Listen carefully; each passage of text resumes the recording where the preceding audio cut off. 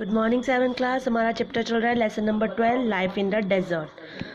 की जो लाइफ होती है वो डेजर्ट की कैसी होती है, मैंने आपको बताया था। 2 टाइप के डेजर्ट्स होते हैं, हॉट यानी ट्रॉपिकल डेजर्ट और कोल्ड और टेम्परेट डेजर्ट। अभी हमने और पोलर डेजर्ट। अब हमने पढ़ा अभी तक सहारा जो हॉट डेजर्ट है। हॉट डेजर्ट लोकेटेड है ऑल कॉन्टिनेंट्स में बट एक्सेप्ट यानी यूरोप और अंटार्कटिका को छोड़कर। वर्ल्ड का जो लार्जेस्ट डेजर्ट है उसका नाम है सहारा, जो लोकेटेड है खासकर कॉन्टिनेंट में ऑफ अफ्रीका में। इसने कवर कर रखा है major part of north Africa का भी। ठीक है, अभी तक हमने इतना पढ़ा। आज हम इसके क्लाइमेट के बारे में पढ़ेंगे। ठीक है, क्लाइमेट क्या होता है। द रीज़न, ये जो रीज़न है एक्सपीरियंस करता है बहुत हॉट, बहुत ज़्यादा गर्मी रहती है और क्लाइमेट यहाँ का ड्राई रहता है। एक कंपनी यहाँ पर बहुत ज़्यादा टेम्परेचर बहुत ज़्यादा हाई होता है दिन के समय। हाई टेम्परेचर की वजह से there is very less humidity, यहाँ पर ह्यूमिडिटी बहुत कम होती है। टेम्परेचर बढ़ता जाता है, ह्यूमिडिटी डिक्रीज़ होती जाती है from north to south across the Sahara. Sky जो है वो क्लाउडलेस है, यानी बिना बादल का आकाश होता है यहाँ पर और साफ़ होता है। आप ये सोच लीजिए जो समर टेम्परेचर है यानी समर्स के समय जो दोपहर है वहाँ पर क्लाइमेट इतना ज़्यादा हो जाता है यानी 55 डिग्री सेल्सियस तक पहुँच जाता है। और विंटर में नाइट्स जो है वो फ्रीजिंग पॉइंट यानी फ्रीजिंग 0 डिग्री पर पहुँच जाती है। इतना ज़्यादा ठंडा हो जाता है, गर्मियों में बहुत ज़्यादा गर्म और सर्दियों में बहुत ज़्यादा ठंडा। हाई टेम्परेचर जो है वो हीट अप कर देता है और सैंड को and rocks which radiate heat making the surrounding hot. जो हाई टेम्परेचर हीट अप है यानी जो टेम्परेचर जब हीट अप होता है तो सैंड भी हीट अप हो जाती है और वो पूरे आसपास के एरिया को फुल हीट अप कर देती है। डिज़र्ट में जो एनुअल रेनफॉल है, सबसे बड़ी मेन प्रॉब्लम है वो ये कि रेनफॉल जो है वो बहुत कम होती है। Equal no more than few inches मतलब आप ये समझ लीजिए कि बिल्कुल बहुत कम होती है, जो वहाँ के लिए बहुत बहुत कम है।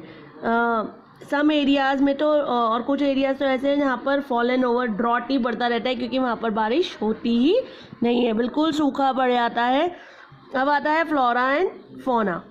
जो हार्श क्लाइमेट कंडीशन है यानी कि जब अभी मैंने आपको बताया कि यहाँ पर क्लाइमेट जो है बहुत ख़राब है, गर्मी में बहुत ज़्यादा गर्मी पड़ती है और बारिश नहीं है, तो आपको मालूम है पेड़ पौधे ग्रो नहीं कर पाते। केवल वही पेड़ पौधे ग्रो कर पाते हैं, वही अपने को रह सकते हैं जो इस क्लाइमेट को अडेप्ट कर सकते हैं। बाय डेवलपिंग द ये कह लीजिए यहाँ पर जो रूट्स पेड़ होते हैं उनकी गिने चुने पेड़ होते हैं, खासकर बबूल और कीकर। इनकी पेड़ों की जो रूट्स होती है वो बहुत लंबी लंबी होती है। जो इनकी लीव्स होती हैं वो वैक्स कोटिंग होती हैं जो कि कांटेदार होती हैं, साथ में स्पाइन्स होते हैं उसमें, जैसे कैक्टस वगैरह। रूट्स लंबी होती हैं क्योंकि वो वहाँ पर पानी नहीं होता, तो रूट्स जो हैं अपने लिए पानी का इंतज़ाम खुद करती हैं। पानी को दूर दूर से कलेक्ट करके लाते हैं और जो वेव्स से स्पाइन्स हैं और कोटिंग लीव्स हैं वो इनको गर्मी से बचाते हैं। जैसे कि यहाँ पर मेन जो ट्रीज़ हैं वो है कैक्टस, बोब्स, अकिया एंड डेट पाम। और इसके अलावा ये आपको पेड़ मिलेंगे भी ओसिस, यानी ये देख रहे हैं ना आप ओसिस पॉन्ड जैसा।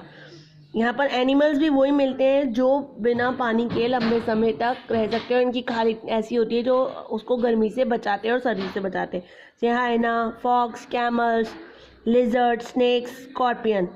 कुछ और गर्मियों में कुछ एनिमल्स जो है हाइबरनेट हो जाते हैं। हाइबरनेट मालूम है ना, यानी कि गर्मी से बचने के लिए धरती के अंदर चले जाते हैं। ओसिस एट सम प्लेस, कुछ प्लेसेस जो होते हैं more growth of vegetation possible in this. कुछ प्लेसेस है जहाँ पर ग्रोथ होती है वेजिटेशन की, वरना बाकी जगह जंगल और घास ही रहती है। अब क्या कहते हैं, थोड़ी बहुत घास मिलती है कांटे वाली, और इसके अलावा सैंडी सैंड आपको चारों तरफ देखने को मिलेगी। अब आता है life in the Sahara desert. Life कैसी होती है सहारा डेजर्ट के लोगों की।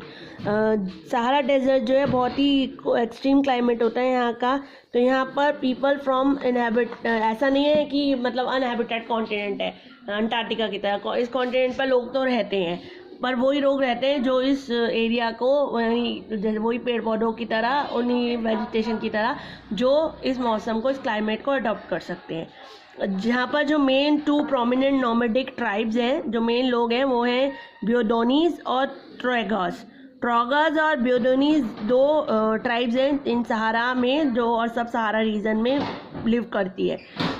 ये लोग नोमैडाइज होते हैं यानी एक जगह से दूसरी जगह the people live in temporary, ये टेंट्स में रहते हैं और एक जगह से दूसरी जगह पेस्चर और वाटर, पेस्चर यानी उनके जानवरों के चारे और पानी के लिए एक जगह से दूसरी जगह मूव करते रहते हैं। जो मेन ऑक्यूपेशन है यहाँ के लोगों का वो है रियरिंग, जानवरों को पालना, जैसे कैमल, शीप एंड गॉट, जो इनको प्रोवाइड कराता है क्या, मिल्क, मीट और hide. Hair of all animals, जो हेयर है यानी एनिमल्स की खाल है उसको यूज़ किया जाता है मेक मैट्स बनाने के, कारपेट्स बनाने के, क्लॉथ और ब्लैंकेट्स बनाने के। जो क्लॉथ्स हैं वो डिज़ाइन किए जाते हैं इस तरह से, यानी इनके जो कपड़े हैं वो इस तरह के डिज़ाइन किए जाते हैं कि वो उनको धूल, यानी जो धूल चलती है, डस्ट चलती है, स्टॉर्म्स चलते हैं, हॉट वेदर से इनको बचा सके। ठीक है, अब आपका आता है पीपल जो है सेटल रहते हैं नियर द ओसेस के किनारे पे, और जहाँ पर उन्हें क्रॉप अवेलेबल होती है। कुछ क्रॉप वैरायटी इंक्लूड है rice, wheat, mess, barley and cotton. Egypt in Nile valley, जो इजिप्ट है नील वैली में, वो सच एग्जाम्पल है जहाँ पर पीपल परमानेंटली रहते हैं, एग्रीकल्चर करते हैं, हर्डिंग, जानवरों को हर्डिंग करते हैं। लोकल ट्रेड यहाँ का सोर्स ऑफ इनकम है, यानी व्यापार करते हैं जिससे कि उनकी इनकम हो सके और अपना घर चला सके। अब आपका आता है कैमल, जो होता है वो मोस्ट इम्पॉर्टेंट एनिमल होता है क्योंकि वो लंबे समय तक बिना पानी के रह सकता है और आराम से इधर से उधर मूव करता है। It is also provide milk, इससे हमें मिलता है मिल्क, मीट, फर स्किन कैमल से। अब आता है रिसेंट डिस्कवरी ऑफ मिनरल्स, मतलब अभी रिसेंटली कुछ टाइम पहले डिस्कवरी हुई है, उस वहाँ से सारा डेजर्ट के कुछ एरिया से मिनरल्स भी हुआ है, जैसे Algeria, Libya and Egypt are transformed. यहाँ पर ये रीज़न जो है बहुत इकोनॉमिकल है, मतलब बहुत ज़्यादा पैसे धन तो नहीं मिला, मतलब मिनरल्स मिले जिनको बेच के धन की व्यवस्था होती है। इसके अलावा इंपॉर्टेंट मिनरल्स जो यहाँ पर मिले हैं वो हैं iron, phosphorus, manganese, copper and uranium. At present जो है सहारा जो रीजन है वो इनहेबिटेड है, यानी नोमैडिक ट्राइब रहते हैं केवल, बट नाउ पीपल, अब पर इसके अलावा भी पीपल ने यहाँ पर रहना शुरू कर दिया है, वर्क करते हैं और मल्टी स्टोरी बिल्डिंग बना रखी है। सिटीज़ जो है यहाँ की वो मॉडर्न फैसिलिटीज़ सब अवेलेबल हैं, जैसे हॉस्पिटल्स भी हैं, स्कूल्स भी हैं, कल्चर एक्टिविटीज़ भी होती हैं, रिलीजियस सेंटर्स भी हैं और सुपर हाईवेज़ भी हैं जो एक सड़कों को एक दूसरे से जोड़ती हैं। इसके अलावा मॉडर्न मीन्स ऑफ ट्रांसपोर्ट जो है are common, modern means of transport यहाँ कॉमन है, यानी यातायात के जो साधन है वो मॉडर्न है आजकल की उसमें। बहुत सारे प्लेसेस जो है spots of tourist attraction, Sahara Africa में या सहारा भी टूरिस्ट अट्रैक्शन भी है, यानी कि केवल वही है डेजर्ट ही है, बल्कि लोग वहाँ घूमने के लिए जाते हैं, जिसकी वजह से which earn a lot of foreign exchange, यानी लोग जब टूरिस्ट घूमने के लिए जाते हैं तो बाहर से फॉरेन मनी भी आती है, लोग घूमते हैं, पैसा खर्च करते हैं, जिससे टूरिस्ट को ज़्यादा, इसीलिए लोग टूरिस्ट को ज़्यादा बढ़ावा दे रहे हैं। चलिए आज के लिए इतना ही, अब नेक्स्ट क्लास में हैव अ नाइस डे बच्चा।